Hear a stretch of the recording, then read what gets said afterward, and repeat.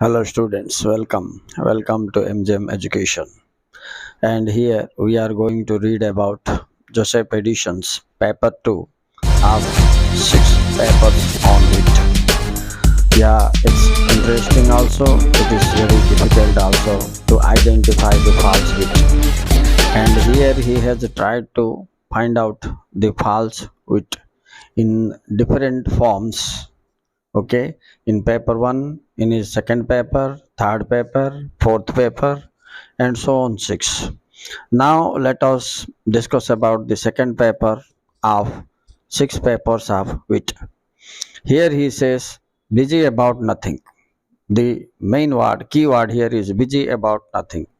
Here he says that there is nothing more certain than that everyone would be a wit if he or she could, and withstanding pedants of pretended depth and solidity, are apt to decry the writings of the polite author, age plus and thought they all of them so upon occasion that they would spare no pain to arrive at the characters of those whom they seem to despise. For this reason, we often find them endeavoring at works of fancy, which cost them infinitive peng. Peng means pain in writing. In fact, man became a slave instead of a wit. In his last paper, he mentioned some of the false wits of ancient age, where he finds the lipogrammatists or letter droppers of antiquate means ancient, which would take an exception without any reason. Let us discuss some particular letters and the art of writing that has been developed to depict the false, wit. I mean, some letters of alphabets which are used by the poets in their poem. The great master of this kind of writing was Trifodius, who composed the poem Odyssey and Ulysses, consist of 4 or 20 books having entirely vanished the letter A. Means the letter A he has not at all used, I mean, which he called as alpha. In his book, he also did so. Again, letter B is also ignored somewhere. That was called as beta. So, in this regard, it is pleasant to have seen avoid a reprobate letter in a particular syllabus. Syllabus means the sound of the voice or the vowel sound in a word. Addison was against the use of absolute words, phrases, spellings, dialects, etc. He had also mentioned a kind of conceit that the modern writers uses to some extent, with a symbol of picture in its place. For example, some of the writers of Rome, they used this in, in place of the letter, they used the figure of an elephant to represent Julius Caesar.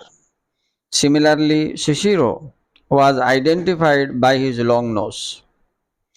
This was done probably to show that he was neither ashamed of his name nor his family or both. Okay. Now, here the people instead of letter trying to use the figures.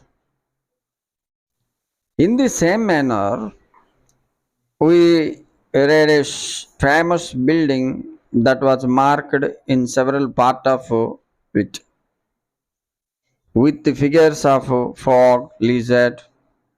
These words in Greek had the name of architects who have never permitted to inscribe the name upon their work. Like this, Edison has given several examples. One of them is of Mr. Newberry, who represented his name by a picture that is sign of a tree that has several berries upon it, and a golden I hang upon, and some berries that are hang upon there, a bug of tree.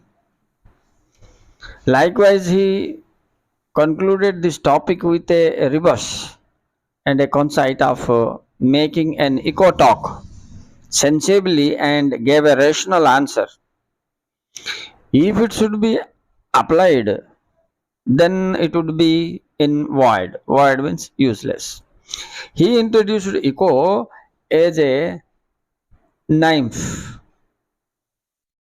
before she was worn away into nothing but a voice.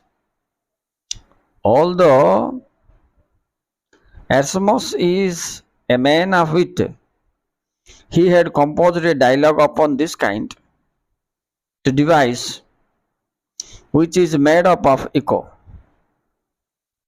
who seems to be an extraordinary linguist, found that the syllabus used repeatedly. Okay. Now see, to sum up the main points of the second paper of six papers on wit, we have seen how Edison portrays the use of letters and figures to present the false wit. In the last part of paper 2, he says, in ancient time, the conceit of making an echo talk sensibly. I told you about this, and he gave the rational answer.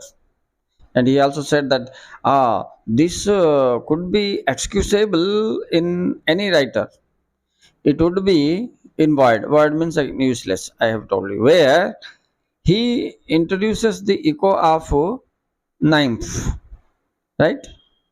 So here, before she was worn away into nothing but a voice, that what he want to say, that these peoples are using the syllables to silent in order to show their false wit, which no doubt accepted by the readers, those who are ignorant, but the intellectual readers will blame this, and it need to be avoided, he said.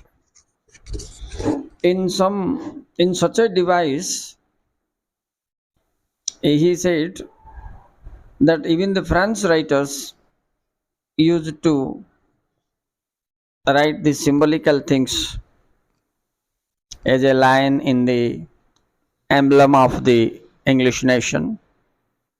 And he says, I am very sorry, the truly ingenious architect would suffer the statutory to blemish his excellent plan with so poor a conceit. Then he says, I hope what I have said will gain quarters for the cock and deliver him out of his lion's paw.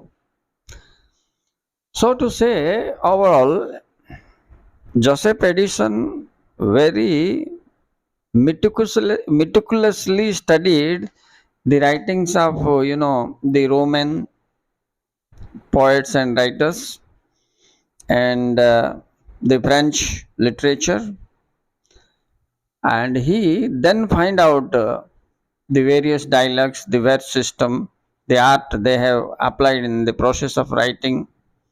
Yeah, that is a kind of falsehood, he said, which should not be accepted by the readers if he or she is really looking literature in a right direction. He has given eminence,